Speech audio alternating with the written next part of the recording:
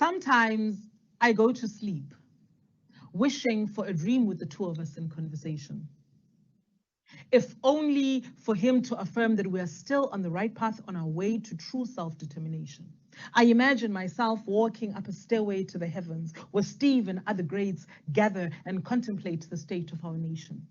With my presentation folded neatly under my arm, I am so ready to state our case and show him our successes. I want to tell him that we have finally made it, that we now sit at the same table as the white people, that we have the same power they have to make decisions over the direction our country should take. But before I can press the play button on my mind, Umgcina has already figured me out. And with a mischievous yet knowing smile, he says, "How many of you sit at the table? How many have been locked out? And how many have you discredited or killed to secure your place at this table? Furthermore, have you no wood to make a table long enough to accommodate all of you and made according to your own specifications? For how long will you be satisfied with the invitation of a few who will no sooner betray your cries for their own immediate benefit? Do you not see, my dear child, that you are becoming like crabs in a bucket playing the survival game? Must I show any pride for your self-centeredness disguised with my people's real frustration and need to reclaim their identity?" "But Steve," I spring up in response, "everything takes time. Our democracy is only 26 years old, and we're only now getting to enjoy the fruits of the generation of learners that received the quality education of the whites. Now, you see, therein lies our hope. With the children of the soil who from elementary have stood shoulder to shoulder with the whites. They, Pamela, they are not at all traumatized by what most of your generation has had to suffer. They are not scared of the white man. They are not intimidated by his fancy language. In fact, they speak it just as well, if not better than him. This young generation, they don't see color. All their matters are handled with rationality and merit. Now, if anybody can tell a good story about us, it is Generation X." At this point, I can only read approval on his face as he sits back, taking a moment to ponder these valid points I've just made. A regality in his energy as he stands up tells me that my hero respects my opinion and is about to say, "Well done." Unexpectedly, a hearty belly laughter belts out of him, and then more questions flow. "This generation you speak of, Maskosan, them who speak the white man's language better than him, your hope, these children of the soil, are they as well versed in the language of their own people?" And yes, they stood shoulder to shoulder with the whites, but on whose terms? Are these not the same children who were crying for the right to go to school as themselves with their natural hair as their crowns? If I remember well, the whole country was at a standstill because being who we are is still a matter of political discussion in our homeland. And are you sure they don't see color? Because from where I stand, they seem to understand the color dynamics of our country better than the previous generation. These are the same people who have resorted to bleaching their skin to earn a better position in their workplaces, in their communities, and in social circles. I would say this generation needs to be retaught basics like black is beautiful. Or is that a mantra that died with me back in 77? You see, if you had built your own schools, these lessons of pride would have made it into your curriculum with ease. Now there's real power. True freedom and change begins in your mind, not in the thoughts and ideas borrowed from those who once blatantly oppressed you. But there you still all are at the station, waiting for the white man's train to deliver to you an education that you somehow believe will be for your betterment. I am defeated. I am deflated. At this point, I am looking around for anything that can save face. So I present to him evidence of myself reading. I write what I like. I show him a history of my research on Black consciousness. I go as far as showing him my social media pages to show him that I am woke. A loser's weak attempt at gaining the approval of her hero. And as expected, he shakes his head in disappointment. His respect and love still stamped strongly in his heart. My people, he says, those who need to see those woke updates, they can't even afford to walk these Twitter streets as you so refer to them. They are out in the real streets scraping away for tonight's supper. And you being woke on your own is of no value if it is not translated to the many everyday people who are dying from the abuse of drugs and alcohol, suffering the indignity of being unseen and unheard, and are at the risk of being a motherless nation for the number of Black women who are dying on a daily. So when you have it in your report that Black men finally understand their role in society and the importance of building the Black family, worry not, I will take a walk into your dreams myself. But for now, here's a thing to remember. Steve Biko does not want you to recite, I write what I like. I just want you to live your life in a way that does not delete your space in the narration of our history. I want you to embrace each other, to show Black love one to the other, even in your weakest moments. You still have time. So go, live, and tell.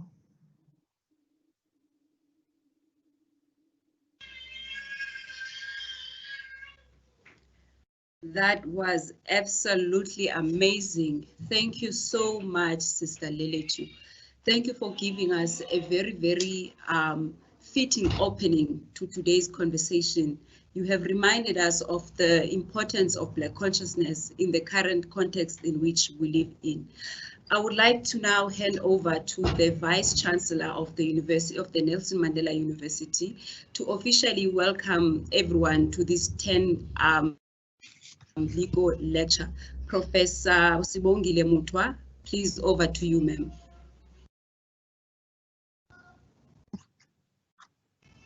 Thank you, Zandile, for this opportunity.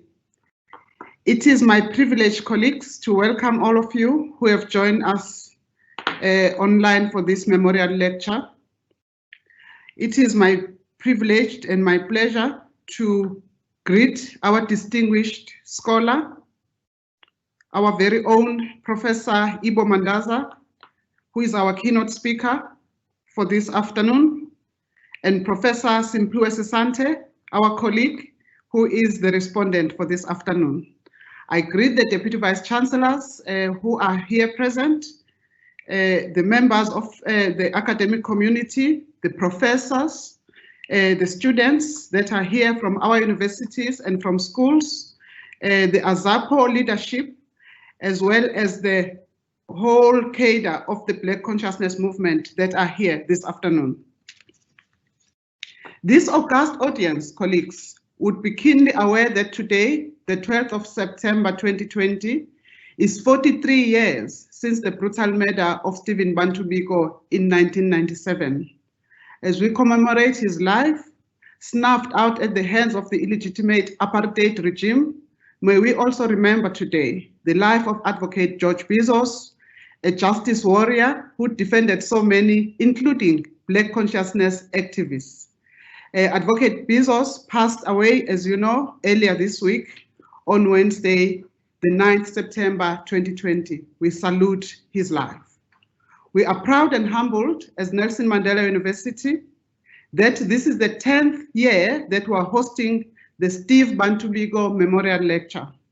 I wish to recall those who have honored us as speakers over the years since the inception of these commemorative lectures from 2011 onwards.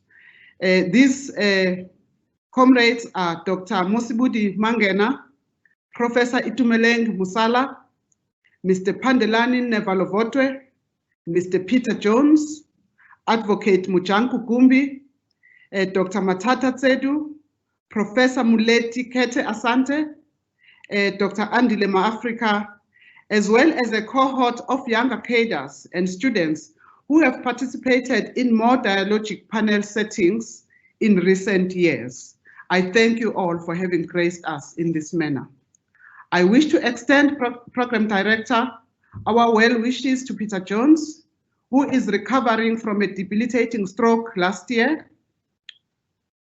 You continue to inspire us and stand tall as the last Black man to see Biko alive, as Azapo reminded us at the time. We trust that you will recover fully, as you did after many months of solitary confinement when you and Steve were arrested at the Makhanda roadblock on the 18th of August in 1977. The coronavirus pandemic has made us pause across the globe in an attempt to reassess and imagine a new world.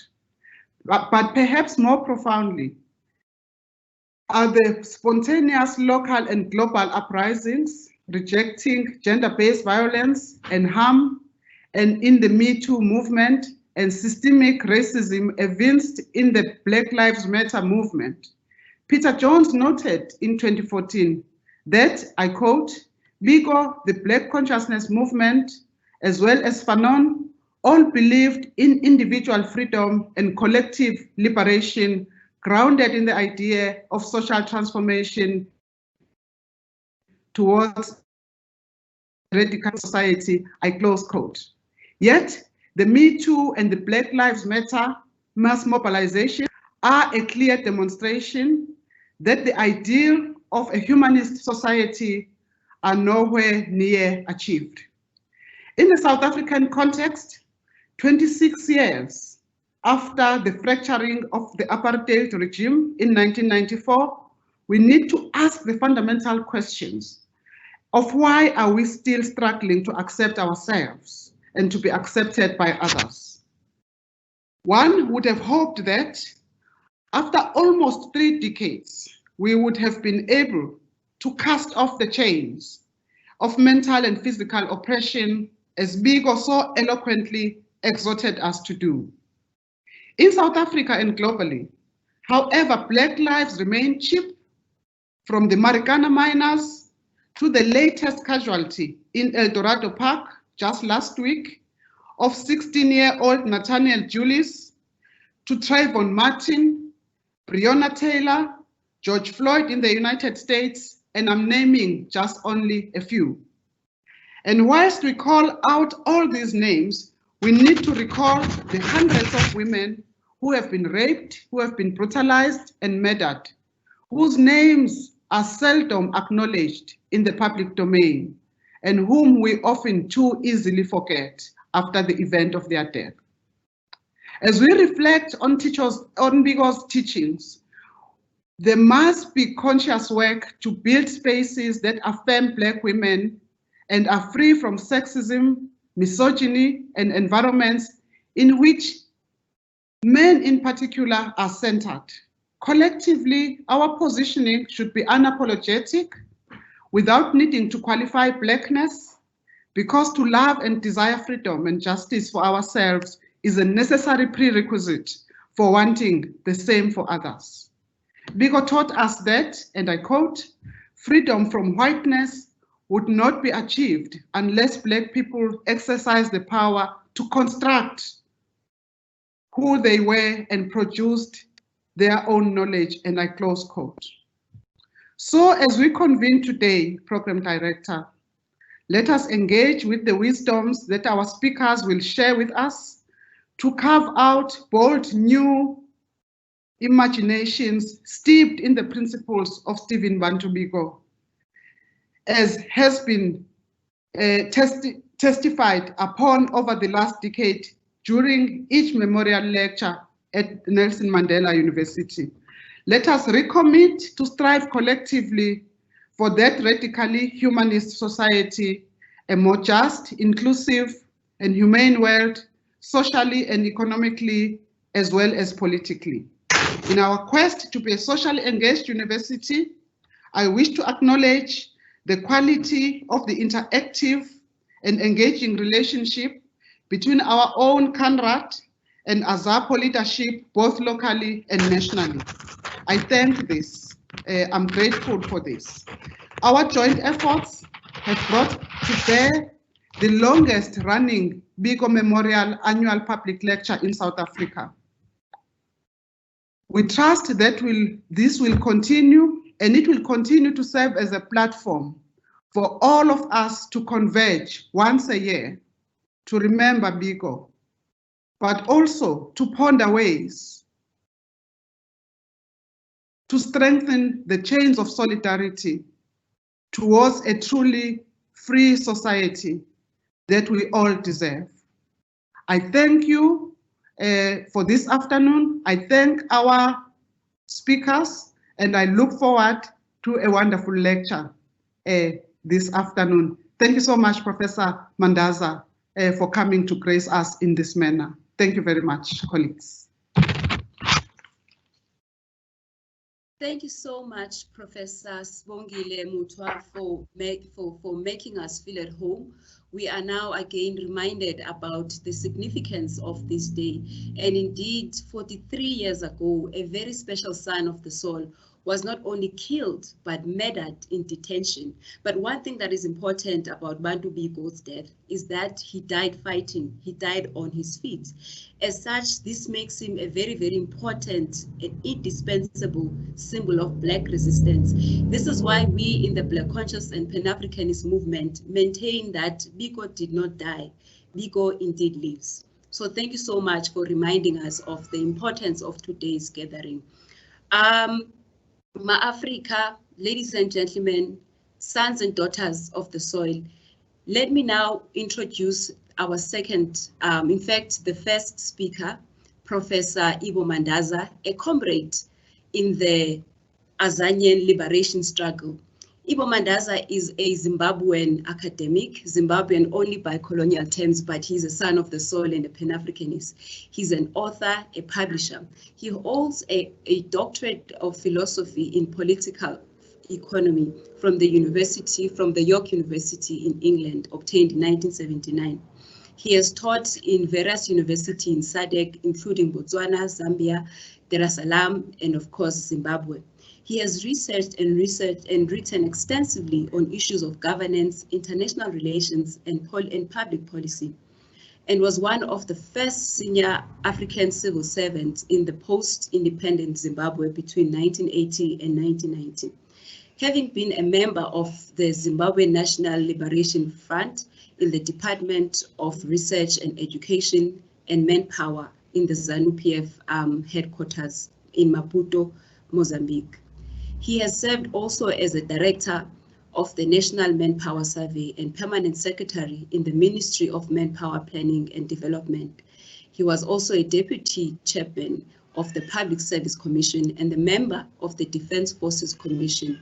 And finally, as a chairperson of the Parastatals Commission, this is before his early retirement from civil service in July 1990 at a very young age of 42. Comrade Ibbo Mandaza was a chairman of the board of directors of the second largest tourism and hotel group known as Rainbow Tourism Group in Zimbabwe from 1992 to 2009. Professor Ibbo Mandaza is currently the executive chairperson of the Southern African Political Economy Series Trust, a regional think tank and a convener of Policy and Dialogue Forum. Without wasting any time, I would like to officially welcome this son of the soil, Comrade Ibbo Mandaza. We are always honored as Azanians, especially young people, to learn from you. You now have the floor. Thank you. Oh, thank you very much for that introduction. I'm just wondering who you're speaking about. Thank you very much. The Vice Chancellor, Professor Mutwa, the Chair of the Nelson Mandela University Council, Senior Management of the University, the AZAPO leadership, in particular, my old comrades Strike, Tukwani, the Turile Cindy, Simphiwe Ashe, and of course, Mozibudi Mangena. University staff and students, scholars from the schools in the metro region, community members, indeed all South Africans, fellow African brothers and sisters at home and in the diaspora, comrades in this struggle. I want to thank sincerely the comrades with whom I have shared this historical space since the Boers refused my entry into South Africa in 1972. When, as student president of the University of Rhodesia then, I was invited by Steve Biko, Harry Ngwekulu, Bani Pichiana, and other stalwarts of the South African Students Organization, which became the Black Consciousness Movement, BCM, to attend the historic conference in Turfloop, on the best of which we converged in exile in Botswana in the early 1977, after Abraham Tiro had been brutally assassinated by the Boers in Gaborone in 1976. And in anticipation of Steve Biko, who should have joined us in September 1977, but for his assassination on this day 43 years ago. The subsequent convergence in post-independent Zimbabwe, when we used our good offices in the new government to grant political asylum to the BCM Azapo comrades like Mosibidi Mangena, following the fallout with the Botswana authorities. Then the invitation extended to me by the comrades of the Black Lawyers Association, in particular Mojangi Gumbi in 1989. Then the Biko Memorial Lecture I presented in Joburg on the 11th of September 2004, entitled Remembering Steve Biko in the Context of 10 Years of Democracy. The honor and privilege to have presented the 18th Steve Biko Memorial Lecture at UNISA on 9th November 2017, entitled Pan-Africanism, Class and the State in Southern Africa. And today, the rare and historic honor of presenting the 10th Steve Biko Annual Lecture at Nelson Mandela University, 43 years to the day of his murder on 12th September 1977. Indeed, sincere gratitude to the Nelson Mandela University, and likewise to my comrades of the BCM Azapo legacy, without whom I would not have been afforded all these opportunities of honoring our brother and comrade Steve Biko. These are indeed the ties that forever bind us for the decades of the struggle so far. In this regard, it is also an occasion to thank the Biko family, in particular Steve's son, Ngosinati, who hosted me in Grahamstown and Ginsberg 3 years ago, after the 18th Steve Biko Memorial Lecture at UNISA, and during which I visited the Steve Biko Shrine, the impressive Biko Memorial Center in Ginsberg, their family home, and in general, the historic surroundings in Ginsberg that hopefully we can all help to enhance appropriately as a monument to this great human being, Steve Biko. Therefore, my lecture today, been asked to speak on breaking the barriers of neocolonialism to restore true humanity and dignity. I can only try. I entitled this Not Yet Uhuru, a reiteration of the theme. Therefore, this day is a poignant reminder that Black lives matter, to refer to the movement that has been so sparked into life by the murder of George Floyd on 25th of May 2020, in circumstances similar to those under which Steve was killed 43 years ago today. And today we've been reading accounts, our memories have been refreshed in the manner in which Steve was tortured, his head beat against the wall, and then driven over 1,000 kilometers from Port Elizabeth to Joburg. And so hereby, to reiterate the historical, political, ideological, and socioeconomic factors that underpin and pervade our reality as Africans, at home and in the diaspora, as I highlighted in my previous Biko lectures. The first, the national question. The national question in Africa has to be understood in terms of the historical, political, and economic factors that also defined the process whereby Africa and Africans were relegated in the international division of labor. The European expansion that began in the 15th century, specifically in 1492, when Columbus, quote, discovered, quote, the New World. And says my late brother Samir Amin, simultaneously began the nightmare for the rest of the world, which thereby became the third world. And so Africa, likewise, quote, discovered and underdeveloped as a geopolitical concept within the global parameters of a voracious Caucasian onslaught. The transatlantic slave trade, through which Africans were dehumanized, pillaged, and transported as mere commodities across the oceans.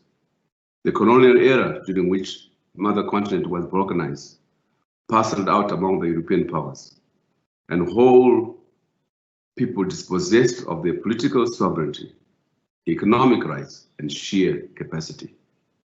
The current neo-colonial period, during which, notwithstanding the gains made with the attainment of political independence and the establishment of the nation state in making, still find Africa and Africans at the bottom of the heap of human existence and development. Therefore, the post-independence and or post-apartheid track record has to be assessed in relation to the state's capacity to resolve the national question, on the extent to which Africans worldwide can claim that they have moved closer to the restoration of both their dignity as a people and Africa's rightful place in global affairs. 4, as Amilcar Cabral stated, for Africans and those of African descent the world over, the resolution of the national question must necessarily include the successful struggle towards the rectification of history, Africa's history, our history, and their code. It is history which the colonialists have taken from us. The colonialists usually say that it was they who brought us into history. Today, we show that this is not so. They made us live history, our history, to follow them right at the back, to follow the progress of their history.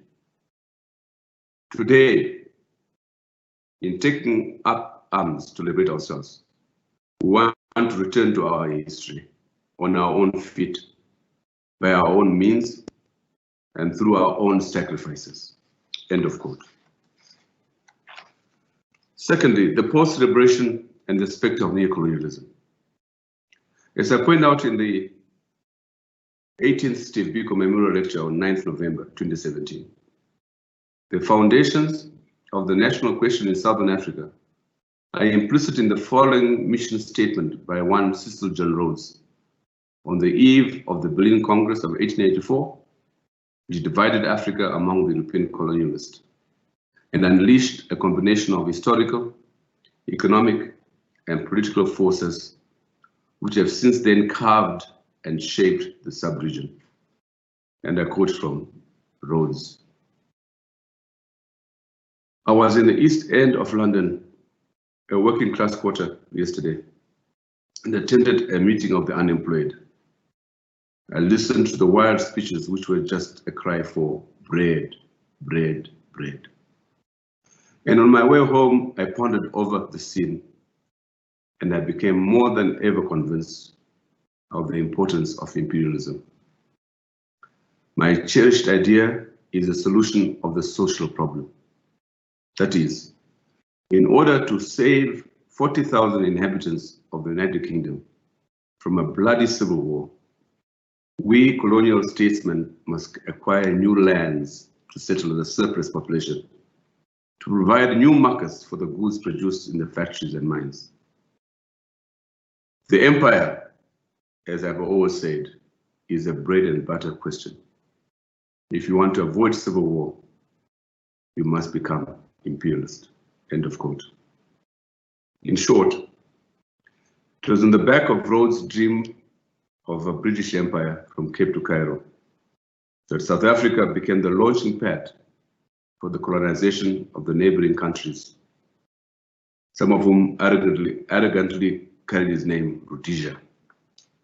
So, almost 2 decades into post-liberation, is it incorrect to describe Southern Africa and post-apartheid South Africa itself as a special form of neocolonialism, as having been a peculiar case of colonialism or white settler colonialism, reflecting the imperialist objectives of creating wide dominions like Canada, Australia, and New Zealand out of South Africa and Zimbabwe. Thirdly, the pitfalls of national consciousness. A neo-colonial order is a combination of both the imperatives of the colonial mission and the class structure it inherits in the process, reflected in the incapacity, the lack of capacity of the class, the petty bourgeoisie, that inherits power from the colonizers to lead a successful transformative revolution. As it has turned out, this liberation struggle in Southern Africa was less about a socialist revolution than an African nationalist quest to resolve its own concept of the national question through the attainment of political independence, or the national democratic revolution, as some of you call it here in South Africa, as a foundation of the nation state in the making, and the attendant tasks of resolving such questions as the land question, improved standard of living for the working people, democratization of the education and health systems, resolution of the gender question, and in general, the restoration of the dignity of the African person after centuries of white domination. But, as is the case in the rest of post-colonial Africa, this is work in progress in post-liberation Southern Africa, characterized by glaring shortfalls across the board. So even a cursory audit of the recent post-liberation period reveals one characterized by continuities as opposed to transformation in the economic and social realms, and the consequent rise of a comprador class of leaders in both state and private sectors, with the hegemonic oversight of international capital. As that great man O.R. Tambo warned us all in 1990 on his return to South Africa, and I quote, "The struggle is far from over. If anything, it has become more complex and therefore more difficult," end of quote. Indeed, given the backdrop of post-liberation Southern Africa so far, there is the inescapable conclusion that the African nationalist era, inclusive of the national liberation movements, have long served their purpose as the agency for the attainment of political independence and or the formal end of apartheid, and no more. As a class project, it is both historically preempted and ideologically constrained from taking us further than we have come so far. More than that, it has turned out to be naive, if not self-indulgent and downright presumptuous, to have expected that this class of leaders that inherited state power would have served as an anticipated vanguard, the substitute for the national bourgeoisie, through which to drive the national development agenda and enhance the fortunes of the nation state in the making. It is an understatement to conclude that the post-liberation phase so far has been a resounding failure, especially in the economic transformation front. Therefore, as in the rest of post-independence Africa, Kwame Nkrumah's dictum that seek ye first the political kingdom and all other things will be added unto you now rings hollow in the face of the pitfalls of national consciousness that Frantz Fanon warned about already in the late 60s. So even the political kingdoms themselves have lost their gloss, increasingly tarnished by a breed of clueless leaders, mavericks, and megalomaniacs.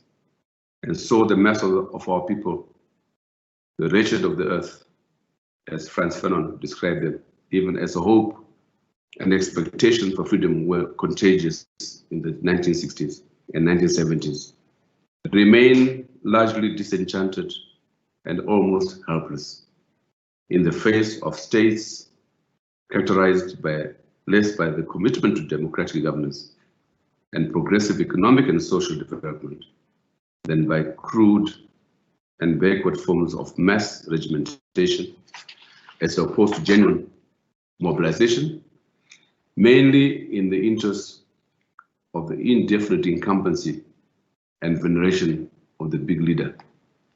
Yes, my brother Willie Mutunga, former Chief Justice of Kenya, has said, and I quote, in describing the big leader syndrome in Africa, I quote, "His face is on money. His photograph hangs in every part of Israel. His ministers wear gold pins with tiny photographs of him on the lapels of the three-striped tailored suits. He names streets, football stadiums, hospitals and universities after himself. He carries a silver inlaid ivory rungu or an ornately carved walking stick or a fly whisk or chiefly stool. He insists on being called doctor or being the big elephant or the #1 peasant or nice old man or national miracle or the most popular leader in the world. Every pronouncement is reported on the first page. He shuffles ministers without warning, paralyzes policy decisions as he undercuts pretenders to his throne. He scapegoats minorities to show up popular support. He bans all political parties except the one he controls. He rigs elections. He emasculates the courts and he cows the press. He stifles academia. He gives the church. The big man's off-the-cuff remarks have the power of law. He demands thunderous applause from the legislature when ordering far-reaching changes in the constitution. He blesses home regions with highways, schools, hospitals, housing projects, irrigation schemes, and a presidential mansion. He packs a silver service with his tribesmen. His enemies are harassed by youth wingers from the ruling party. His enemies are detained or exiled, humiliated, and tortured or killed. End of quote. So, what is to be done? There could be no better occasion than today, Steve Biko Day, to remind ourselves of the inherent values of Black consciousness as both self-awareness of who we are as a people and our inherent capacity to liberate ourselves under the banner of renewed Pan-Africanism. Therefore, firstly, the need for reassertion of Black consciousness as part of the global Pan-African movement on the back of the current slogan, Black Lives Matter.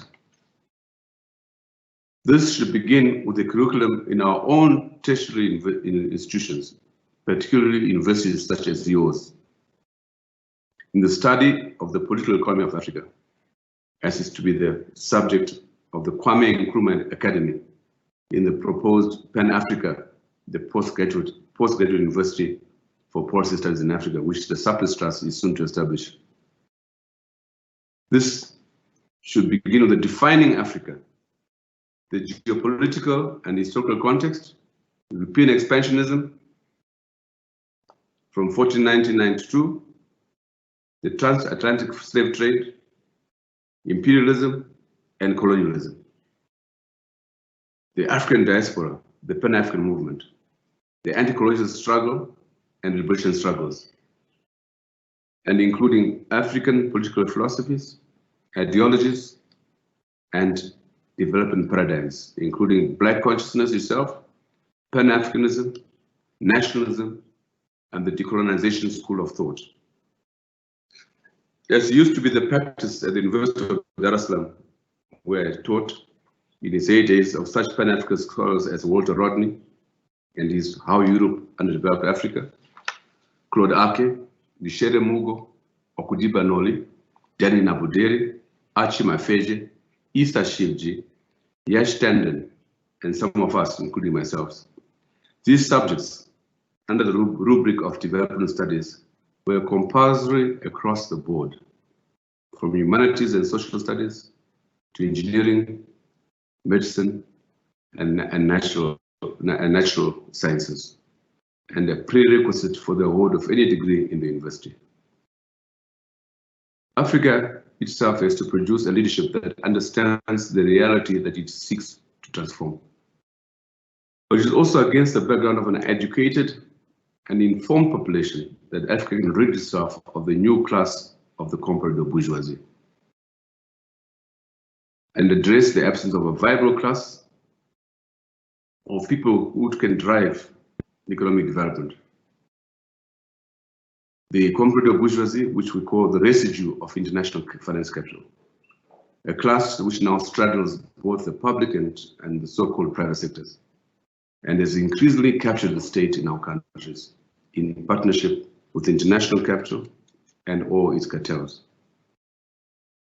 Elsewhere, particularly in the 18th Steve Biko Memorial Lecture at UNISA on Pan-Africanism, class and the state in Southern Africa, I outlined in some detail the historical origins of the comprador bourgeoisie in Southern Africa in particular, and Africa generally, including the role of such multinationals, for example, Anglo-America, Lonro, and so on, as have been associated with extractive industries, and how they compradorized some of the key African nationalists even before Freedom Day itself. But perhaps not surprisingly, it has been largely through the extractive industries that the comprador bourgeoisie has grown during this post-liberation period, expressing itself as it has, not only through the members of the political and military, security, and bureaucratic hierarchy, and in collaboration with their counterparts in the private sector, and in multinationals at home and abroad, but also in the apparent conflation between power, corruption, and wealth. But the main import of my submission today is to underscore why this class cannot and will never serve as the engine of development in Africa. For by nature, the comprador bourgeoisie is a class in itself and for itself. It is bereft of a national vision, no national interest, mainly because it is incapable of conceiving such. And more significantly, it is a class that lives for today, uncertain about tomorrow, and hence the looting of the coffers becomes a frenzy. These are nothing less than thieves, says my late brother, Gupta Mudenda. Therefore, secondly, we need a state based on constitutional and developmental democracy. Only through a Pan-Africanist and technocratic leadership can the reform of the state in Africa begin in earnest.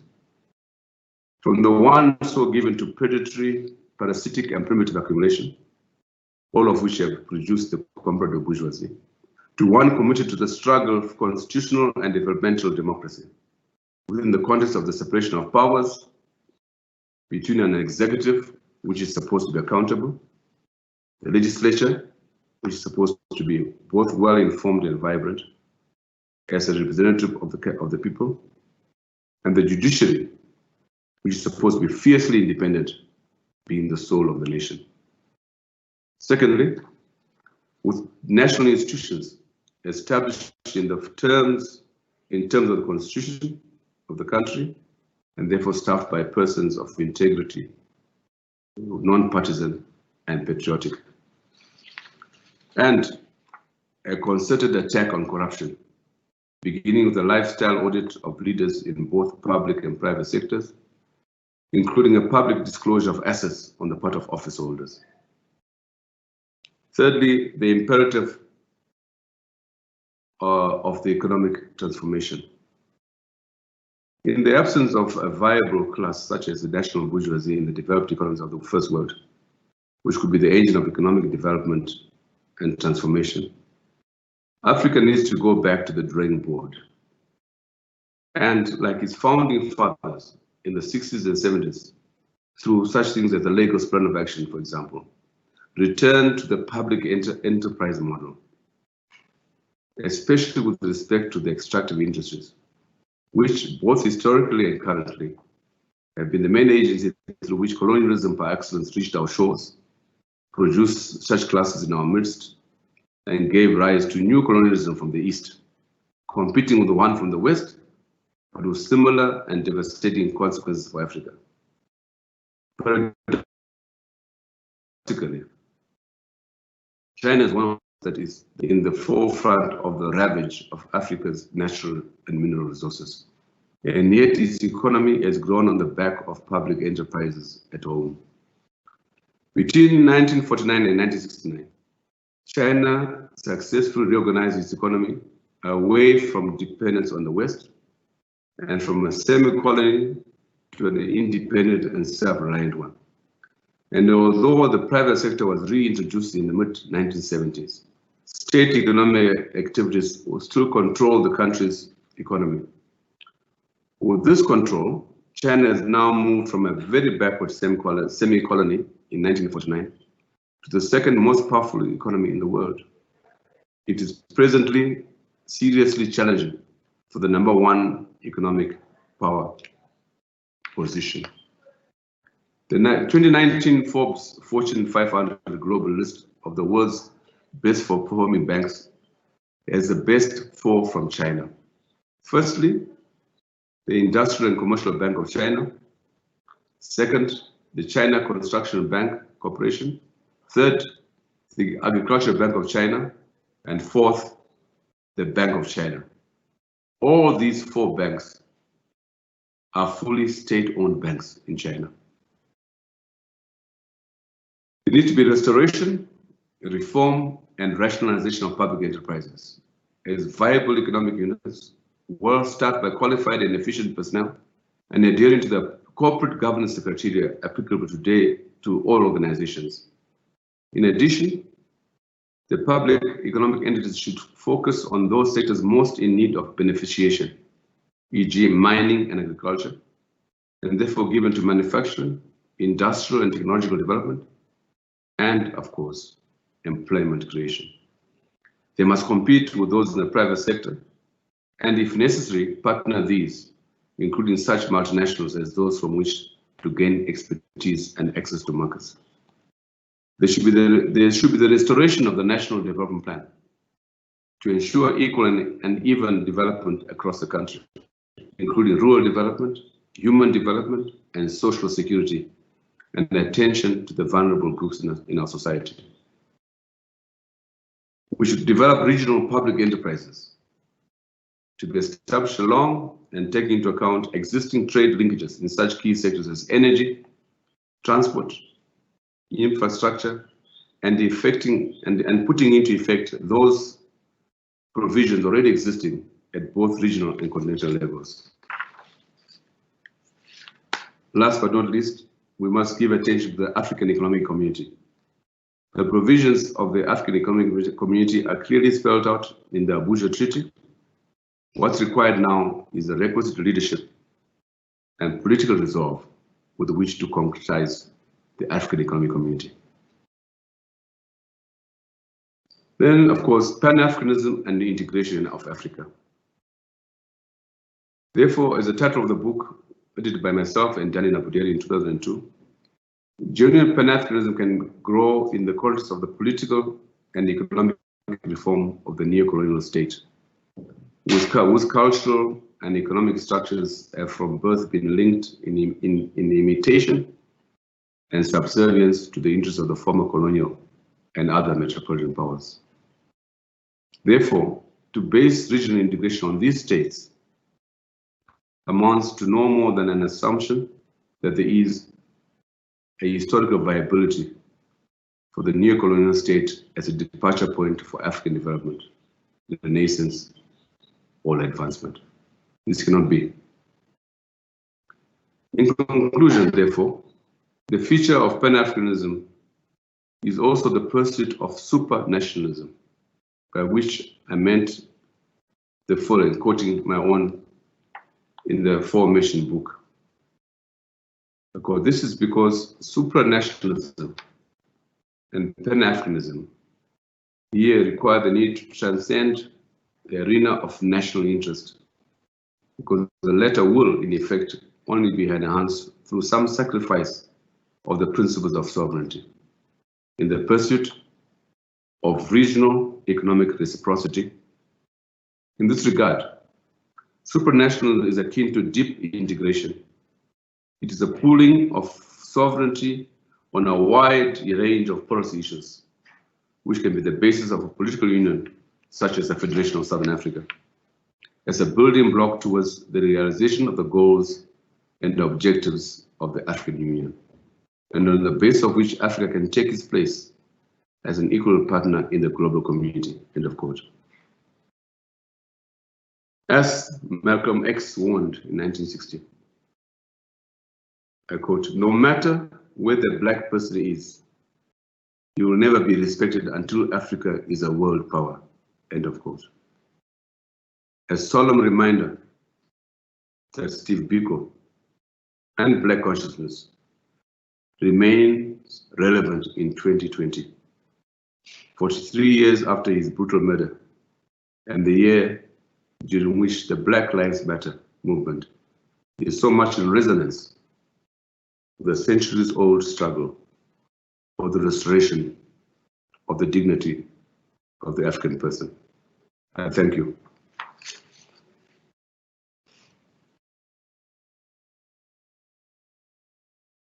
Thank you for those words. Thank you so much, Professor Mandaza, for reminding us that we are indeed not yet Uhuru. I think for the context of Azania or occupied Azania, we couldn't resonate more with that statement, because 27 years later, institutional racism is still a big problem in our democracy. So thank you for those words. And indeed, thank you for reminding us again about our failures and limitations in the journey of independence, especially when you refer to what you call the big leader syndrome. I think it is the epitome of colonial mentality, something that Steve Biko's Black Consciousness advocated for. It is our leaders, especially in Africa, they adopted a colonial framework of liberation. So this is why they could not see the world from what Biko would call Black consciousness. So thank you for reminding us that, because this same big leader syndrome translates into reality through ways of erasing Black women, because we do not see Black women because they are hidden by this big leader syndrome that is predominantly led by our male leaders, especially across the African continent. It shapes the political imaginary, so that women become minors and marginalized. So thank you for bringing this forth, and we hope those who are listening can, take a leaf from your presentation. In this juncture, I would like to take the audience attention to what is happening outside of what you see. Of course, we are live on Facebook. We are also live on Kandra's Facebook page. We will take your questions and answers from that page. Please feel free to engage us. We are looking forward to hear from you, because this is not a dialogue, it's a conversation on one of the most important human beings to ever walk the soil of Azania. Without wasting time, allow me, ladies and gentlemen, comrades and fellow Azanians, to welcome Simphiwe Sesanti, who is not a stranger in this Pan-Africanist consciousness family. He will be, of course, the respondent to Professor Ibbo Mandaza. Just to give you a bit of background about Professor Sesanti, he's currently a professor at the University of the Western Cape in the Faculty of Education. He's also the editor of an international journal of African Renaissance Studies, IAS. He holds a Doctor of Philosophy in Journalism Studies, which he obtained from the University of Stellenbosch, where he also taught 7 years in the Department of Journalism. He has also taught in the Department of Journalism, Media, and Philosophy at the Nelson Mandela University. This is before he joined the University of the Western Cape. Professor Sesanti also worked at the University of South Africa at the Institute for African Renaissance Studies. He has published in accredited journals on a variety of issues, including gender, education, African philosophy, journalism, politics, and spirituality. He's an author of 2 books, a co-editor of 1 book, and a contributor of chapters in a number of books. He is a 2018 NRF rated researcher. Without wasting it, we'd like to welcome the son of the soil. The platform is yours. Thank you. Comrade Program Director, revolutionary greetings. Comrade Professor Ibbo Mandaza, allow me to say Pambirine Chimurenga, Pambirine Kubatana, Pambirine Ondo. Madam Vice Chancellor, please allow me to say Sanibonani, and to thank Conrad and the entire university for having invited me back home. Before I proceed, Program Director, allow me to greet the woman whose womb was the first home of Bantu Biko. And she belongs to the clan of Oncanceza, Opuhuma, Abaceto, Chiza, Monco, Omlo, Omlanjana, Ombambos, Nomongo, Malasalu Tutu, Wanyathelu Yacha. And of course, his father was Okril, I went Obo Chopo, Ngaba Pamacina, Eunoquinja, Ngabo Sebabulisanabo. It's very important to acknowledge the presence of the spiritual world. Because Bantu Biko, beyond the grave, is also beating the drum for us and blowing the horn. And so we greet him in the presence of the ancestor spirits. Comrade Ibbo Mandaza, thank you very much for your beautiful presentation. As you were outlining your paper, I could not help but think of Walter Rodney.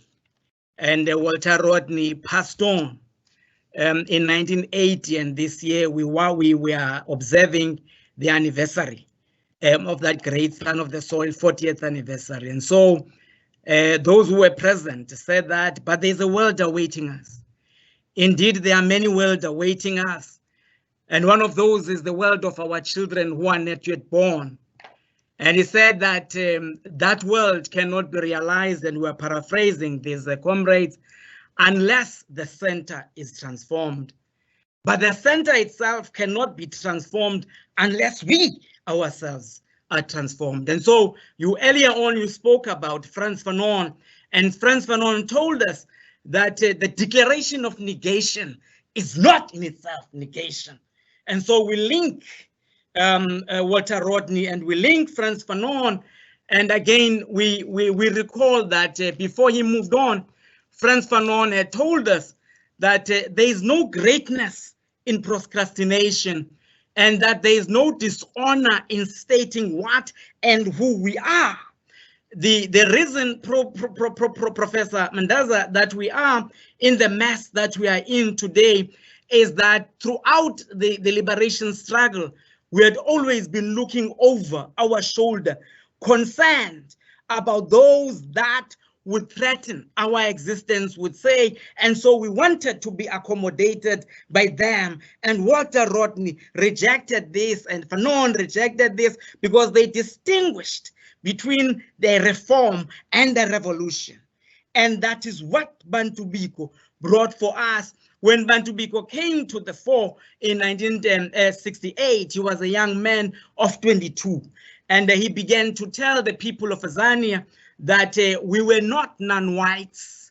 Instead, we were black people, because Bantu Biko in the revolutionary movement was rejecting us being measured on the standards by others. Our existence was not in relation to others. Our existence was an independent existence. And unless we were able to get that, we would not be able to articulate. And that links with what Fanon was telling us, that, you know, there is no dishonor in stating what and who we are. Because when we do not clearly state what and who we are, those that are supposed to be traveling together with us become confused in this journey.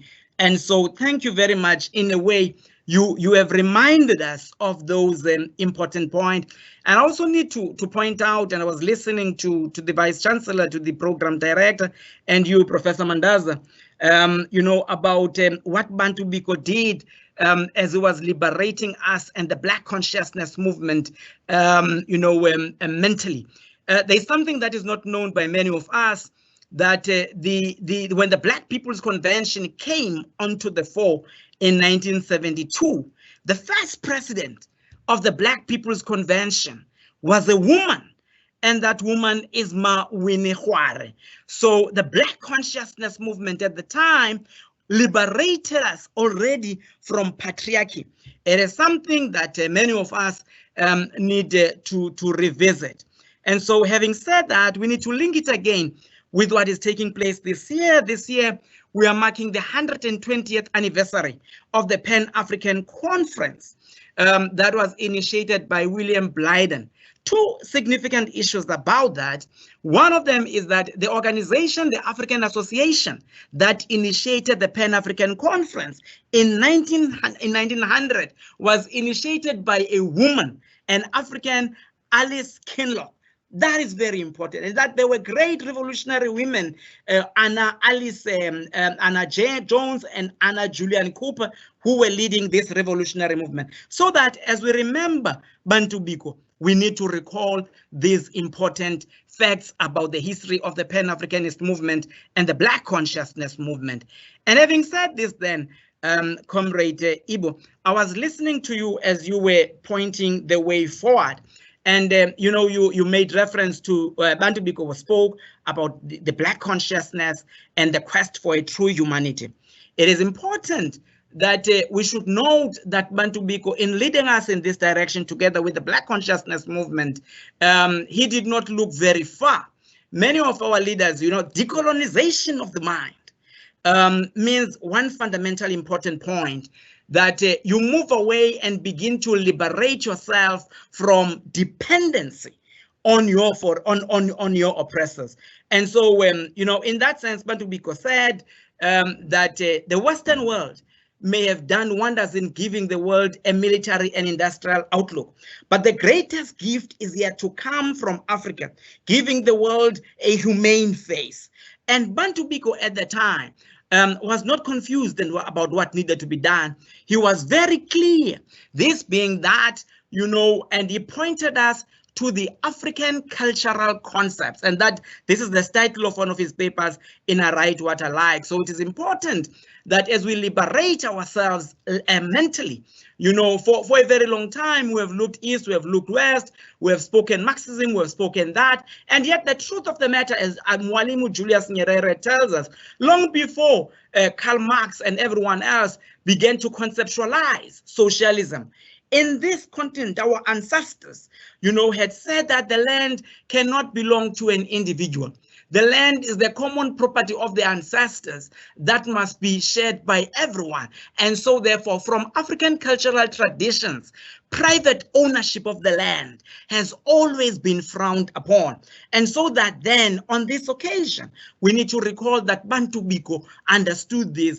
For if you are serious that in our struggle, we want to take the masses together with us and not make them bystanders who are cheering from the margins. We've got to speak in the language that our people understand. And if we are to speak in the language is not merely a linguistic issue, it's a cultural issue. And so we must give to it. Is for this reason that Julius Nyerere Mwalimu spoke about Ujamaa in the context of that. But the truth of the matter, though, is that, you know, the order that we want, the humane order that we want, cannot come to the fore unless we bring about and create a cadre that in itself is humane. And this was the understanding of Bantu Biko in the Black consciousness movement when he led this and led the, you know, cultural programs. And you're quite correct, Comrade Mandaza, in making the point, you know, that a change and a real change must come. And Bantu Biko, for this reason, distinguished for us the difference between integration and assimilation. And so that integration is coming together of forces on an equal basis, but assimilation is being swallowed up by others. And Comrade Mandaza, you're quite correct in pointing us to the history, because when we do not have a sense of a historical background, we are going not to have a clear sense of where we are going. And we know in terms of neocolonialism that it was not by chance, it was a deliberate exercise. When the Europeans never meant to allow us to be free. And this was captured well by Patrice Lumumba before they butchered him. And they said that, you know, they had never been sincere about it. They had never been. And that's why in Nigeria, when on the eve of the so-called independence, they pushed in their intelligence systems so that they could decide who was going to be the leader.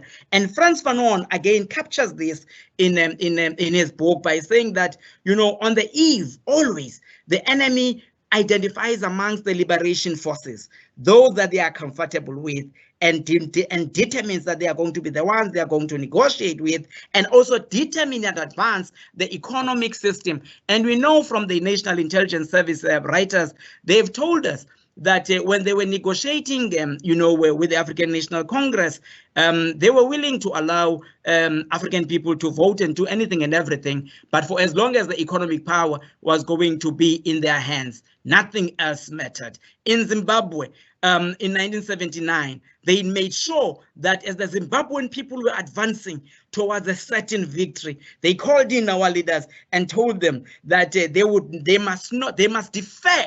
What mattered most was the Zimbabwean people were not voting, were not fighting to vote until they turned purple. They were fighting for the land that had been dispossessed from them. And they said at Lancaster, for the next 10 years, please, you will not have your freedom. And they turned around again and said, but your people have not delivered. And yet they knew that they had tied our hands and our feet in the process. And again, they ridiculed us. And 1990, they told Mugabe that Mugabe must tone down through the ANC, and told Mugabe must tone down about the land question so that the white people in South Africa would not be threatened at all times. The concern being about our oppressors and little concern about those that are oppressed. And so at this point, I decided, the program director, you know, I prepare a particular time and I don't go beyond. So 3 minutes left for me.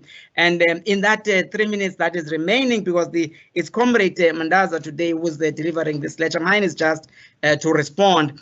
I've heard quite often, Comrade Mandaza, that, you know, when Nkrumah is cited, they said, he said that take political independence and all the rest is going to follow. But we need to state that Kwame Nkrumah was very clear that political independence in itself was not complete, and that economic independence was also not going to be automatic. And, you know, he articulated this very clearly in his 1963 book, I think, Africa Must Unite, and made this point very clearly that nothing is going to come automatically, that nothing is going to come easily, that the phase in which we are in now was an inevitable phase, but the struggle continues. Ours, as the poet began earlier, is not simply to cite, I write what I like. Ours is to live, I write what I like. Ours is to follow in the wisdom of the philosopher Muhlomi, who told us that those who are sincere about the revolution must always be found in the midst of the oppressed. And allow me, Comrade Ibbo, to conclude with what you said earlier and cite Cabral when he told us that tell no lies, claim no easy victories. Qhamela nokwindla tyhopho kwanga apho ukhona ungasibethela magubu uze emathongweni kuthi ukwenzela uba siyibone indlela. Wena wathwala lo mfana, mama wethu wakhulisa isizwe, nani nonke bomama bethu abakwele mimoya, sicela nisiphambandla nisikhanyisele, nisiqhwabele izandla nisixhentsele khona ukwenzela into yokuba sizokufikelela apha ekufanele siye khona masitheni icamago. Tamago indeed. Thank you so much, Sesanti, for those words. Your presentation always speaks to the heart, and you remind us that we are never alone. Like Biko died so that we can continue to revive him spiritually. Therefore, the significance of centering spirituality in our resistance cannot be undermined. Thank you again for reminding us that our first home is a mother. Our first home is a woman. And of course, we forget this because we are still operating under the guise of the big leader syndrome, to quote Professor Mandaza. Indeed, Biko had enjoyed tremendous support from her mother, Alice Nokuzola Biko. We, of course, reminded that the Black Consciousness was indeed the first organization to allow a woman to lead them. When we commemorate Women's Day, no one talks about the other Winnie. No one talks about Mama Winnie Khware. So though I'd like to really thank you for bringing us, into that understanding, especially now, because we tend to forget about the role of women. We tend to forget that the mother is the first home for everyone. And I'd like to also appreciate how you bring us back to today's topic, the topic that forces us to wrestle with what Biko said, the quest for true humanity. What is this quest for true humanity is perhaps the question that most of us need to understand and answer and wrestle with today. Of course, Biko was very clear that he was not speaking to some amorphous common humanity. It was a very specific form of community that he was advocating for. A humanity perhaps that is not born out of violence, a humanity that will give Black people to be the standard of humanity, because the current standard of humanity as we know it is a standard of the colonizer, a standard of humanity that is unethical in how it treats other human beings, a standard of humanity which I dare say is a very low standard of humanity.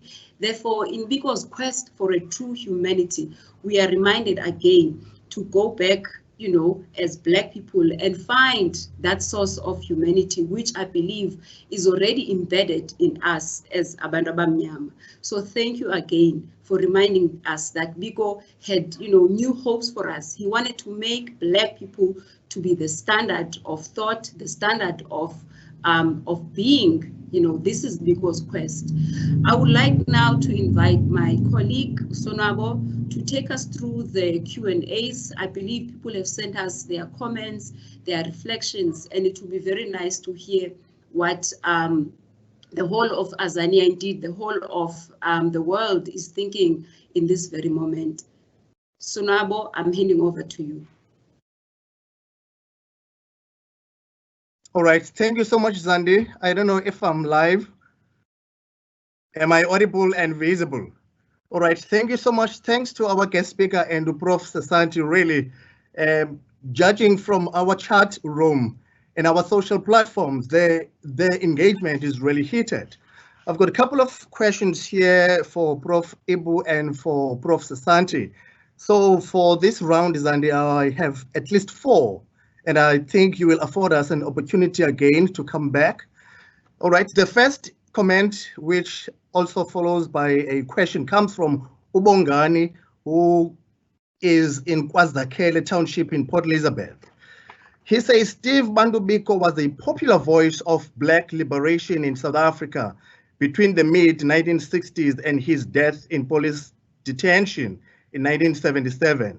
This was the period in which both the ANC and the PAC had been officially banned, and the disenfranchised Black population, especially young people, were highly receptive to the prospects of a new organization that could carry their grievances against the apartheid status.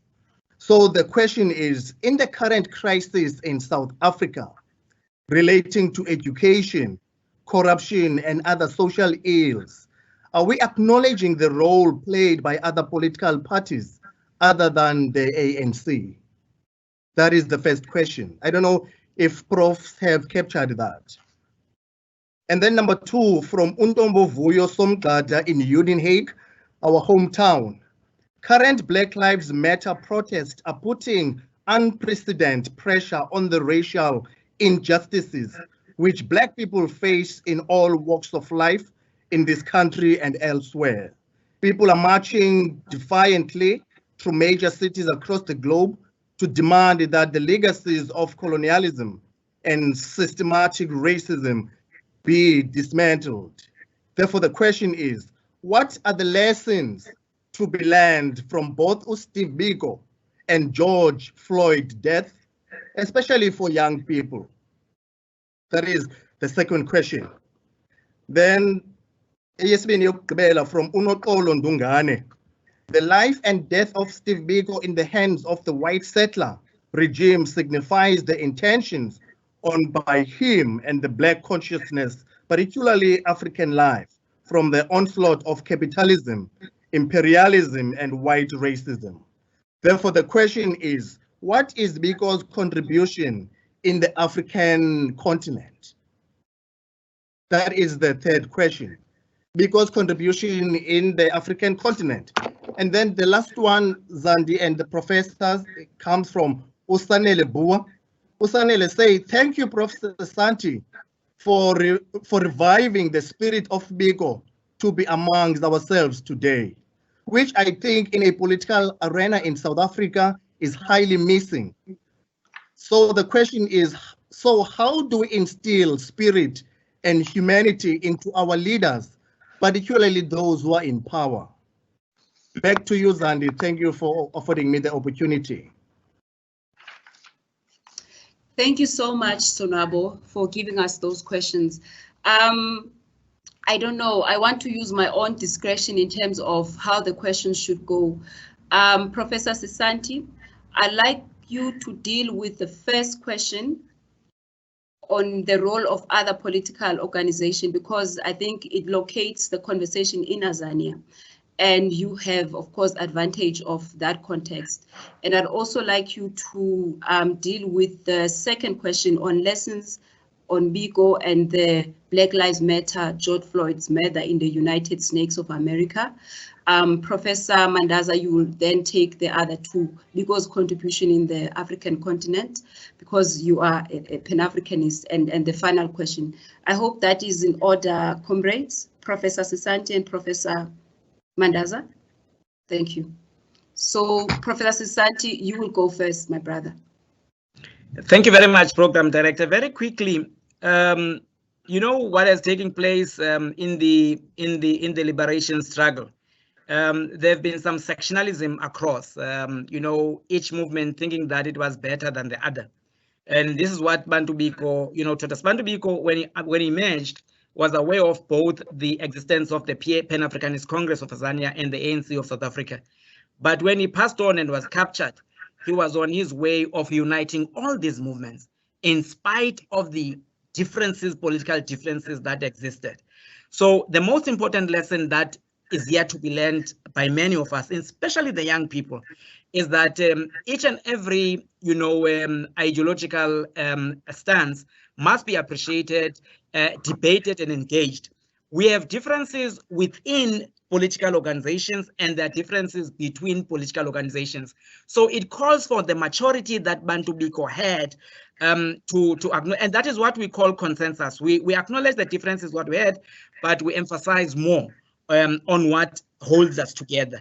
And so the point then that we need to do is that Bantu Biko, you know, did not wait. There was a lot of resistance from some people, both within the ANC and the PAC, of acknowledging and recognizing the Black consciousness movement, because they thought that these cadres were juniors. But Bantu Biko did not seek their approval. The Black consciousness forged ahead and did what it needed to be done. And in fact, both the cadres in the in the ANC and the PAC acknowledge that both organizations were at their weakest when the Black consciousness movement came to the fore and it injected life. So maturity dictates that we must appreciate one another and seek one another out as those who are disadvantaged, so that we need to do what we need to be done. The second question, quickly, Comrade Program Director, the most important lesson that has perhaps not been focused upon by us is that George Floyd was killed on May 25, on the day that we are supposed to be celebrating Africa Day. And it shows the contempt, you know, and perhaps disregard. I doubt that those who killed him were even aware. Because the truth of the matter is that those of us as African people who are supposed to be sensitive to this and celebrate this so as to raise the consciousness of ourselves amongst ourselves, we are not doing that. And it is for this reason, in the absence of the necessary consciousness and appreciation of our own achievements and failures, and the need to reflect on this, the world will continue to treat us with contempt as they did with George Floyd. So the problem is not so much, you know, the problem is not so much the power of the oppressor. The problem is the weakness of the oppressed. And we've got to understand that, and that is where we are. Thank you very much. Thank you so much, Professor Sesanti. Professor Mandaza, please have the floor, sir. Yes, I think what is Biko's contribution to the African continent? I think the first thing to say is that the Biko era, which is also my era, our generation, the early 70s to mid 70s, represents in the history of the struggle a generational change. It's a time when most of the movements were banned at home, whether it was ANC, PAC, ZAPU, ZANU, or banned. And our generation represents a generational change in the sense that we sought, one, to unite, as the professor just said, to unite the liberation movements. We are acutely embarrassed in our generation at the quibbling, the divisions within the liberation movement. So we brought about our generation a focus on the need for unity around such movements as the Black Consciousness movement. We had a Black Consciousness movement in Zimbabwe, and this is why I was invited to Turfloop in 1972. And the idea of reiterating the importance of awareness of ourselves as a people, with the capacity to liberate ourselves, was very important. And that contribution cannot be forgotten. And that is why we readily respond to Biko Day as we did. And the added significance this year is, I mean, the death of George Floyd on Africa Day, in circumstances very similar to those that Steve was killed. A reminder, a poignant reminder that we're not free yet as African people, as Black people, at home and in the diaspora. It's a shocking revelation, but one that must spark us into life. We still have we have a lot to do ahead of us. And I think that whereas I was very impressed with what has been done for the Biko monument in Greensburg, I just feel that the current leadership in South Africa and in Africa as well is to do much more to venerate the importance of Steve Biko. And I'm hoping that the Black Lives Matter will help also to raise the poignancy of Bantu Steve Biko as an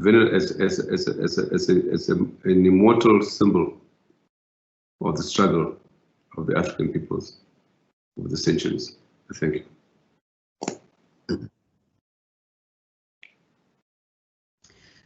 Prof, I think you left out the final question in terms of how do we instill Biko's spirit, Biko's thought, Biko's ethic of leadership into the current leadership who are in power in not just Tanzania, of course, but throughout the African continent.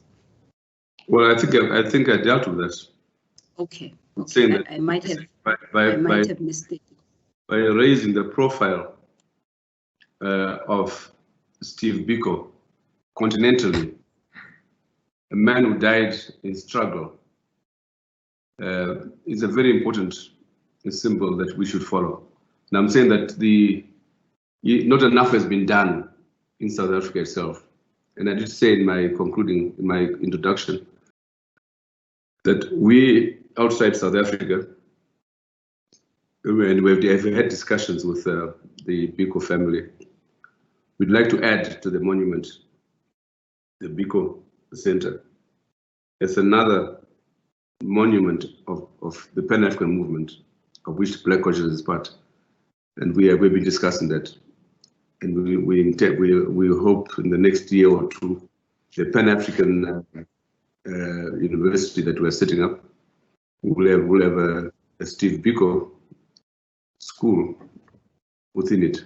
It's part of the Pan-African movement. So these are very important lessons that we are going through. And I'm so happy that today there are at least 3-4 Biko lectures taking place, including one at Tunisia by Reverend Sharpston, an hour from now. So I think the Biko factor has become an important feature of our calendar on the African continent. Thank you so much, Prof. We will hold you to that. I love the idea of a Steve Biko school. It is also a serious indictment to all of us who are advocates of Black consciousness that we do not have institutions, we do not have schools, that are of our own creation, schools that are built, from Black consciousness. Prof, it's also interesting that you mentioned that there is Black consciousness in Zimbabwe. I think in 2013, yes, I think it was 2013, a few of us from Soweto went to Zimbabwe because we wanted to experience for ourselves, what it looks like during the elections. And to our surprise, everyone thought that we were coming from the African National Congress. Nobody knew Biko, nobody knew Tsietsi Mashinini. We were so angry because we thought we were going to, our fellow revolutionary comrades. But then, I suppose we just needed to find your office, and that would have been a different thing. So Sonwabo, please, my brother, I think we have time for a few more questions. All right, thank you, Zandi. If I'm live, I can go. All right, thank you so much. Ikona enye apa, which is written in isiXhosa, and I suppose Zandi will be in the liberty of translating that. It comes from Upumla from Forte, and I don't want to assume that it's Pumla Gola, but it's just Pumla from Forte. Professor Sesanti, wena mkhulu wezizwe, khawuthi chatha ityiwa kwindima edlalwa ngamanina namakhosikazi kwi-liberation yase-Afrika. Uyibambile, Prof? All right, enkosi kakhulu. And then we have a question as well from Tata Ukaya Matiso. It's a very straightforward question. Have we abandoned the idea of a patriotic front, a united movement of all Black progressive organization? That comes from Ukaya Matiso. We have a question as well from Mahlatse Manyatela. Was the Black consciousness movement a left wing of the ANC? That is the third question.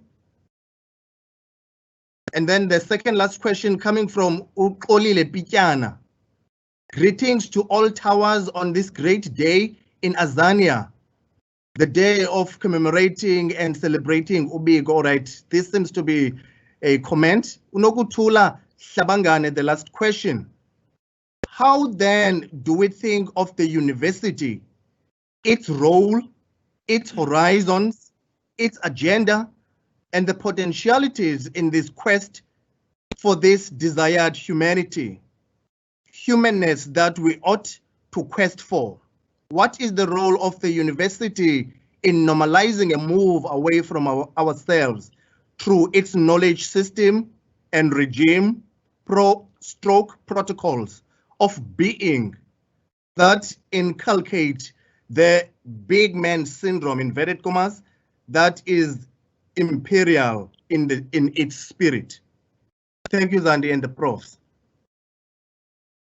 Thank you so much, Sonwabo. Again, comrades, Professor Sesanti and Professor Mandaza, I think the question on the role of women in the African struggle comes from the first, it's the first question. So that one will go to Professor Sesanti. But I do think that for purposes of being intentional in this conversation about the role of women, I think both professors should respond to this question because it's a very pressing question. So I'll take both professors' responses on this question. On the United Front, I think Comrade Mandaza, you'll be able to guide us there. And Professor Sesanti, the university and Biko's quest for humanity, what is happening in that front? And finally, Sesanti, is Biko or Black Consciousness or the Black Consciousness movement the left wing of the African National Congress? I think as a former activist, you can take us through that as well. So let me allow Professor Ibbo Mandaza to give us his thoughts on this question on the role of women, as well as on the United Front. And then Professor Sesanti, you can come thereafter. Thank you.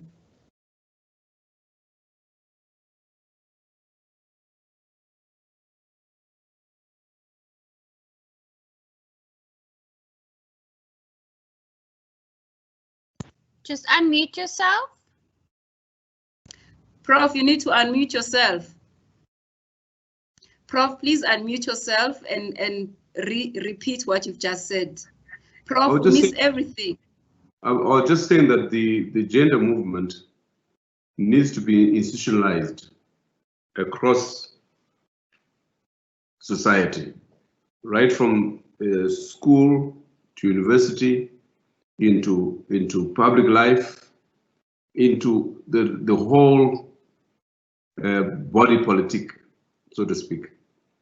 The tendency so far is to see gender as a kind of an arm, a separate movement. I think we need to institutionalize it, mainstream it. I think a lot has been done in the last 2 decades, but not enough. Not enough, and I think that it is our women folk who have made their presence so poignant in our institutions that we rely upon. And I think many of us have learned a lot from the women leadership in our own movements, especially in academia. But I think much more has been done in political and social life and economic life, far much more.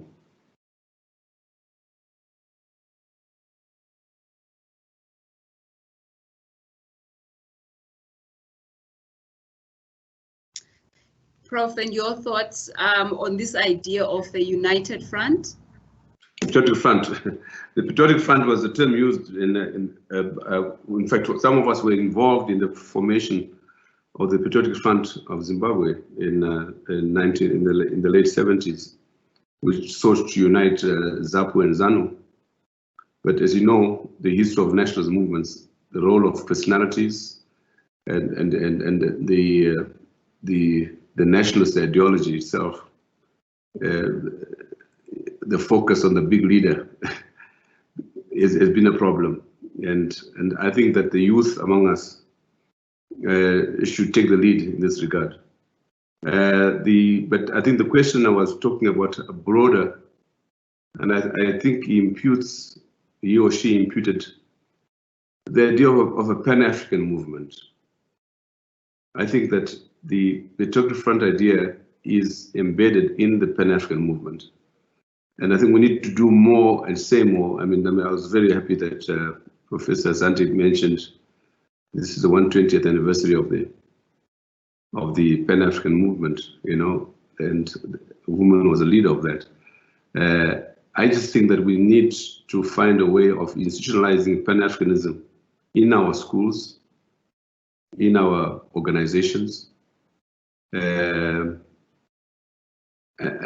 when you hear of xenophobia and things like that, it just tells us how shallow so far the Pan-African movement has been on the continent in particular.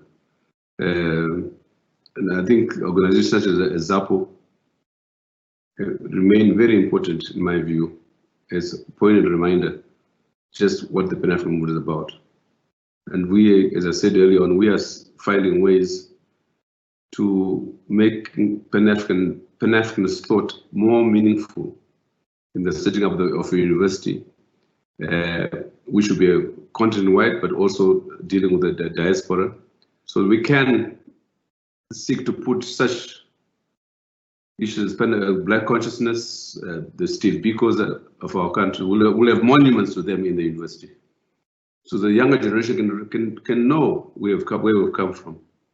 And I think that there's no better way of pushing the idea implicit in the question, Patriotic Front, than an emphasis on Pan-Africanism over and above national interest, petty national interest. As Nkrumah said, you are not free until all Africa is free, until the Black person is free. And this year, 2020, is a very poignant reminder, and especially today, that we're still far from that.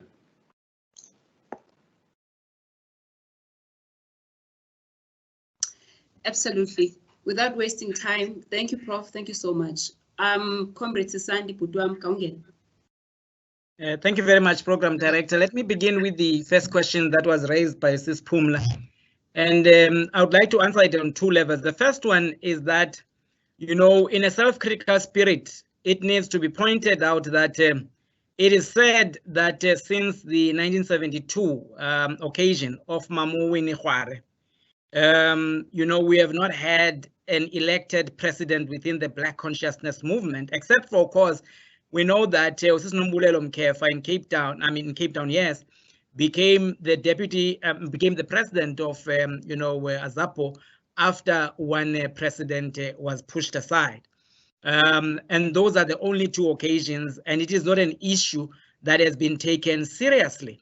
And that reveals, you know, how much low our revolutionary consciousness is, as those of us who call ourselves revolutionaries. Because the truth of the matter is that if we do not give a sense that mothers can be leaders, it also means women can be leaders. It shows that, you know, we are alienating a very powerful ally in the liberation struggle. It's a fact of the matter that, you know, without Winnie Mandela keeping the fire burning, Utatu Mandela would have been easily forgotten.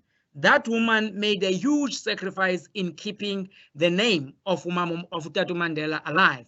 And we know, as you have said, Program Director, the role played by Umama Biko, you know, in supporting her son, and the role that continues to be played by his wife, Umamuntsiki. And so they play, you know, those revolutionaries. But I need to point out here very clearly that when Amilcar Cabral in the PAIGC sought to advance and highlight the importance of women's leadership, many men who called themselves revolutionaries actively undermined Amilcar Cabral. In Frelimo, in Mozambique, when, you know, Samora Machel made this effort, he was actively undermined. When Thabo Mbeki within the African National Congress sought to advance the importance of women's leadership, he was ridiculed within the African National Congress. I do not see that debate taking place at all in the Pan-Africanist Congress of Tanzania. And yet Mangaliso Sobukwe, in the documents of the PAC, Personal Habit H, stated explicitly that the women's dignity and must be accorded a high level of respect. So my sense, therefore, is that there is an active resistance to meaningful participation of women in the liberation struggle. Patriarchy has been entrenched in the minds of African men. They want to eat crumbles and alone from the table of their white masters. It is not a unique issue. It is something that has taken place also in the African American struggle. Men that have been regarded as progressive in fighting racial discrimination have been very comfortable in gender discrimination. So it shows, therefore, that we need serious mental liberation in this regard. We are far from getting to that point. And as one example quickly, you know, there's nothing wrong with having contested the quest by Umamu Zuma to be the ANC president, but there was something very discomforting in the debates that took place there. That instead of looking at what she stood for, they said that she was the pawn of Zuma, of her husband, and yet conveniently forgetting that in the 2007 election race of the ANC, Nkosazana Zuma took an independent position and opposed the faction that was led by Jacob Zuma. So we conveniently forget this and say because she was carried a Zuma surname automatically. And that also raised an important point in terms of the cultural revolution for African women, that they must take this into serious consideration, that we must discard this Eurocentric culture where women carry the names of their husbands as if women are the appendages. So therefore, you know, it must begin with the cultural liberation of in African culture. You look in African languages, when a man is going to marry, that woman is umlingane and equal. Mulikani ka Sesotho. So women, when they marry, they are equals and they are leaders in their own right. And we remember Umamu Charlotte Maxeke, you know, she stated very clearly that the men must not pretend to seek to want to liberate women when they themselves are not liberated. And perhaps we need even to examine this question of having women's leagues without men's leagues in organization, because there's an assumption, a wrong assumption there, that men, you know, are automatically liberated and empowered, and yet they themselves need to be liberated from their own sense of inferiority complex, which manifests itself in the arrogance and the aggression that we see men perpetuating both inside and outside the liberation movements. Let me take a pause there quickly and go to the question of the role of the university in terms of the point. The reality of the matter is that those of us who are educators have a choice to make. It's as simple as this. Ngugi wa Thiong'o said, when he was speaking about writers in politics, he said that all writers were involved in politics, consciously or otherwise. They were pursuing a particular ideological orientation. It is the same with us as educators. We make a choice. Either we conform to the Eurocentric, status that is making us comfortable, and that is, those who feel threatened, they are welcoming us as long as we do not rock the boat. But we need to rock the boat at a philosophical level and begin to say, what is it that the university seeks to create an elite or to serve the interests of our people? Because we know that traditionally and anciently, education was meant to liberate humankind and also to create God-like beings, compassionate human beings who understand. You know, as Comrade Ibbo Mandaza raised an important issue earlier on about the capitalist mentality of our leaders. And we need to remind our people and our own educators that we need to inculcate and raise awareness that in terms of African culture, it is not what you have that matters. It is being, it counts more than having. And that is what we're supposed to be pursuing in terms of an Afrocentric, decolonized and decolonizing education.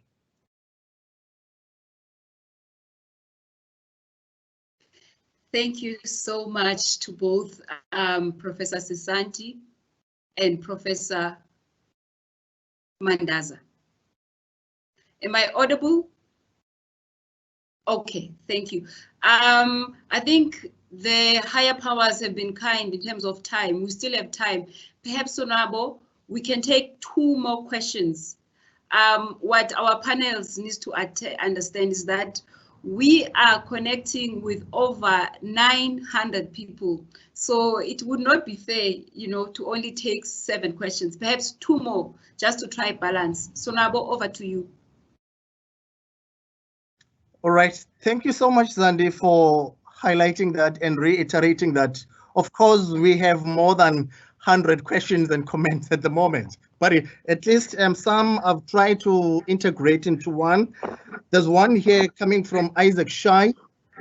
Isaac Shai, the question is, how practical is it for a revolutionary to liberate an oppressor, taking in account that generally the oppressor does not have a gene of justice in their DNA?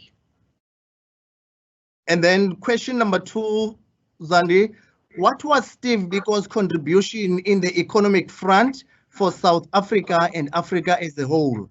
That one comes from Usiyabonga. And maybe last one, I can just quickly chip in Umandi. Umandi is asking, how is Africa implicated in this? And how should we, Africa, respond in our own best interest? So the comment was that the current Africa crisis and tragedy cannot be separated by global neo-imperialist interest and competition. How is Africa therefore implicated in this? And how should we as Africans respond in our own best interest? Thank you, Zandile. Thank you, Brother Sonwabo.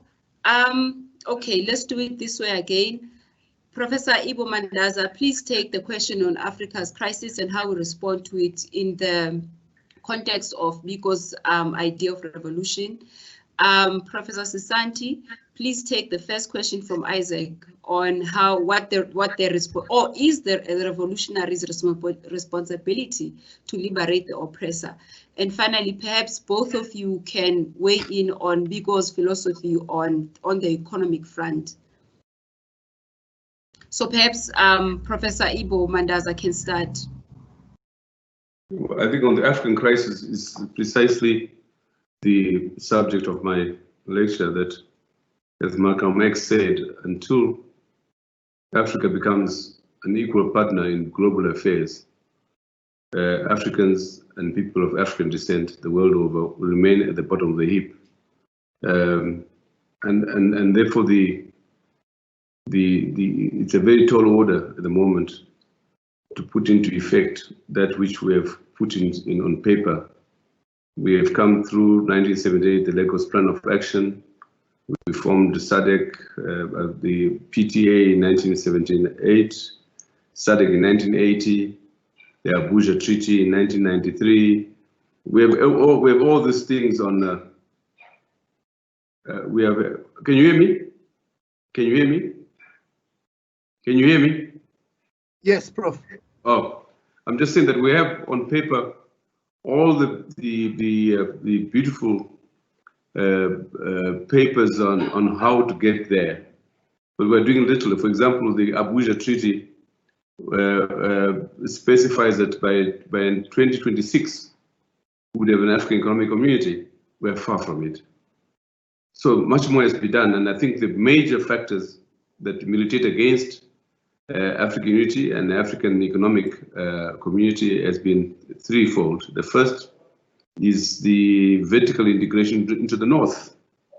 That's why the African crisis is largely a reflection of the crisis in capitalism in the north. We are vertically integrated and we compete for the attention of the Northern Hemisphere. We'll queue up at the Paris Club, we'll queue up at the IMF instead of going together as a bloc. Standing as a bloc. And we have the most embarrassing situation now, where the African Union building in Addis Ababa was built by the Chinese. It is serviced by the Chinese. I was there 2 years ago. I refused to go in that building because it's an affront to our capacity as Africans. It was still very far, and I think we have to do more than we have done so far, and the kind of discussions we're having here help. but we need to institutionalize the process towards a genuine Pan-Africanism, genuine African economic community. And I think our neo-colonial states, as they are at the moment, are hardly the kind of platform from which we can do that. Yes, I'll stop there.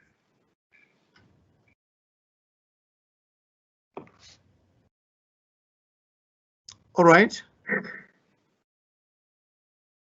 Am I live? All right. Thank you so much. Looks like we have lost our moderator. However, I'm here. Thank you so much, Prof, for those inputs. I understand, Prof. Sesanti, you have captured those two questions that were posed to you. I will hand over to you to respond to those. Thank you so much. Thank you very much, Mr. Stuurman. Very quickly, let me make the point that is, that we are missing a great deal. And this being that in the revolutionary struggle, we must learn lessons at all times. One of the lessons that we should have learned by now is that, the victories, however small that we secure, are not irreversible. We've got to understand that we are not engaging with forces that are passive. We're engaging with forces that are not only active, but forces that are very resourceful. And in their resourcefulness, they always look for allies within the liberation movement. And so that it happens that even those that we trusted have exposed themselves as not being conscious of the task that is ahead of us. And they were given some comforts and all that. And because they did not have the consciousness that is necessary for the revolution, they've fallen into those traps. And so what then, stands ahead of us is that those who are interested in the genuine liberation of the African people have got to understand that they must study the history of the African continent and the histories of the struggles of the world. Because when you don't have a sense and a consciousness of history, you do not have a clear idea of the challenges that you face. Fanon, that we keep on, I'm amazed when I read the book, Frantz Fanon, and he was so young when he passed when he was 36. But Fanon was very insightful, and he had learned all the intricacies and the enemies of the colonialist forces, and he realized that they had so much at their disposal. They had not only money, but psychologists, this and this and this and that. And that now, as we move forward, we must be strategic. And I'm not ingratiating myself or even praising Professor Mandaza here. But I know that in the 80s, when we were in Zim, in the early 90s, he took a conscious decision to establish the South African People's Economic Monthly. Now, that was our monthly diet. If we had not read SAPEM, we knew that we had not read anything. And so there was an institution. And what we don't understand is that, we need to have institutes and institutions that are dedicated to intellectual development. Because once we have, and now the problem with us is that we think that intellectualization is a thing of the elite. Intellectualization is very important. We've got to have a clear understanding. We are not going to get where we need to get to unless we have a very clear understanding of the concepts and the issues that we're dealing with. Because, you examine the literature of those who are opposing us. They read Ibbo, they read Fanon, they read Cabral, they read all of them.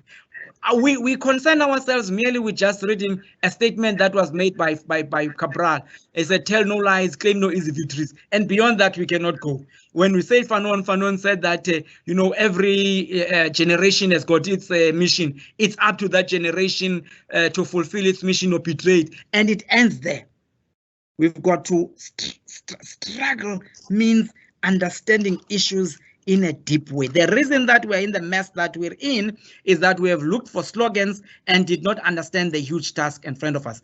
Quickly then, back to Isaac Shai's question. The point here is, the truth of the matter is that we must understand that the oppressor is his or her own oppressor. It is not possible that you can keep a person down without being down with that person. Amos taught us that when the oppressor was dehumanizing us, the oppressor was equally dehumanizing his or her own self. So that as he and she was being inhumane to us, he and she were destroying their own human capacity. And so therefore, because we seek to do better, you know, African people in their conscious revolutionary consciousness, our leaders taught us that as we seek to liberate African people, we also seek to liberate the entire humankind. In doing this, we are not asking for our enemies to love us. We are not asking our enemies to be kind to us. We are not asking for anything from them. We do what we do for our own selves. If they do not want to take that, it's their business. Ours is simply to advance and to push the justice agenda. And we do this mostly and especially for those who are from the receiving end. They are bound to be arrogant at the moment because they still have comfort. But when that comfort is taken from them, they are going to be human, just like all of us.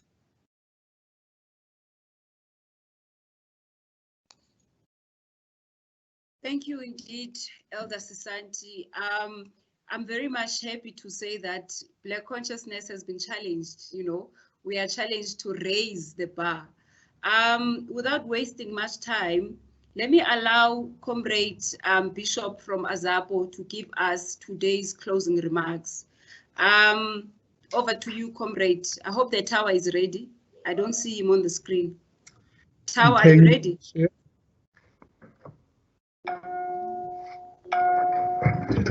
Thank you, Chair. Thank you to the management of this university.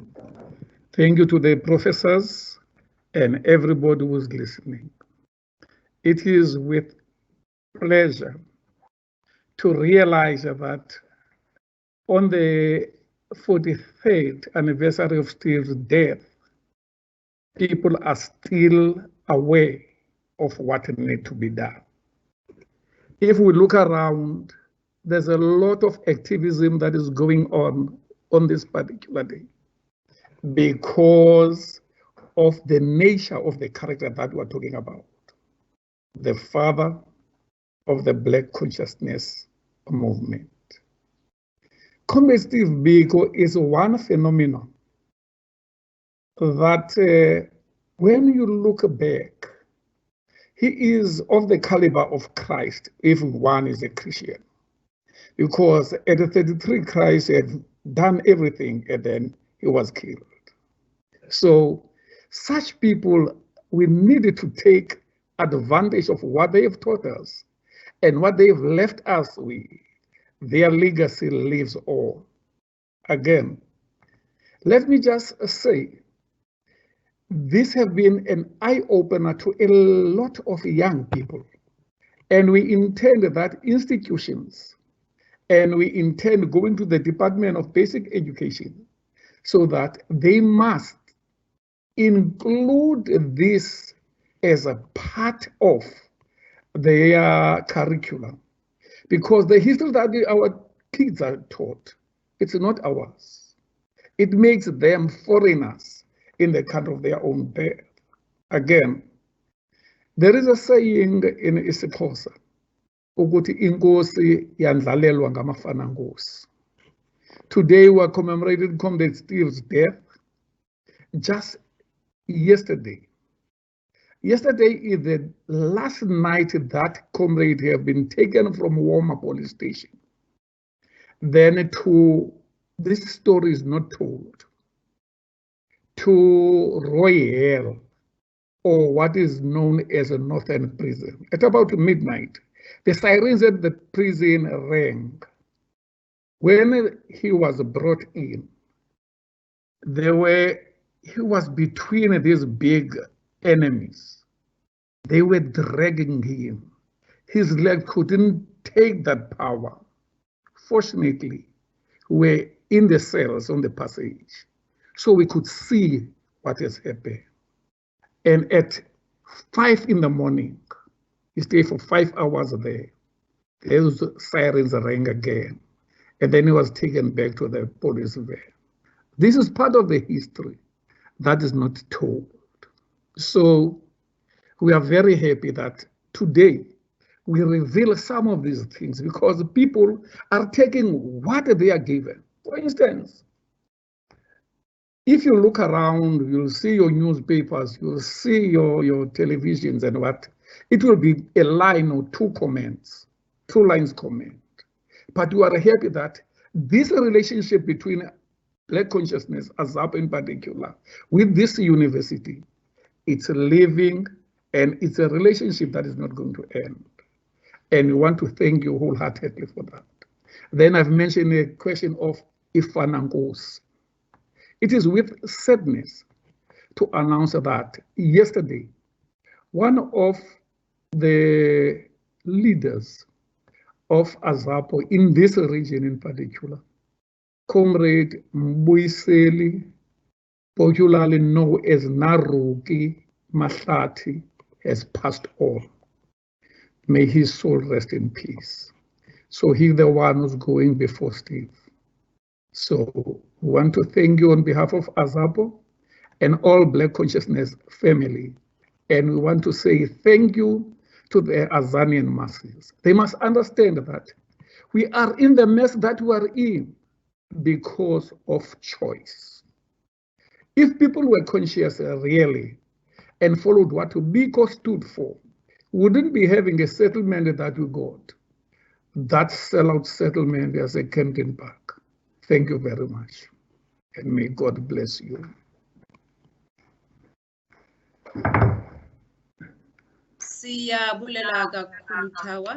Thank you so much for those closing remarks. I want to, because I consider myself a member of AZAPO, even though I don't carry a card, a membership card. So I think I can give a very quick critique. Biko died at a very young age. He was 33 years old. And I expected Tawa to see a young face. I expected to see someone who's younger to come and give us the closing remarks. But it comes from a good place. I think I understand, of course, why we don't have a lot of young people in AZAPO today. AZAPO continues to be a banned movement, you know. We have not left the 1977 Black Wednesday moment, because the systematic attack on Black consciousness has not stopped. It continues in the democratic dispensation. So perhaps I'm not saying my critique without understanding the internal dynamics in terms of what has happened to the ideas of Black consciousness and the vehicle, which is AZAPO, which continues to fight to keep these ideas relevant. But I think I want to again appreciate the contribution made by both Professor Mandaza and Professor Sesanti. A takeaway point for me, perhaps comrades in closing, is the idea that we need to use Biko as a symbol of unity. Then there is enough, I think, among those of us who are advocating for Black consciousness to actualize this unity. And unity does not mean uniformity. Instead, it means mobilizing Black people under one roof through programs.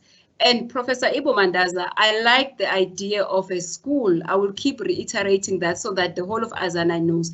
I think something like that could be used as a symbol of unity, because like Utawa said, our current schools do not teach our children about anything that is pro-Black. Therefore, having a bigger school, not only in Ginsberg, but in various places in Azania, even outside Azania, seem to me to be the fitting program to articulate this unity that I'm talking about.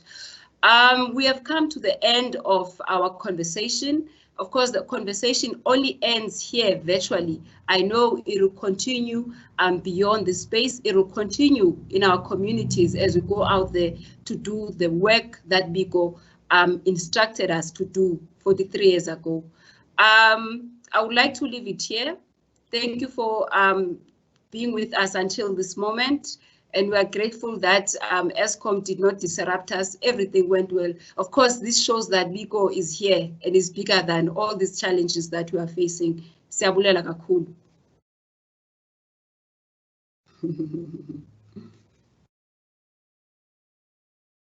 Is there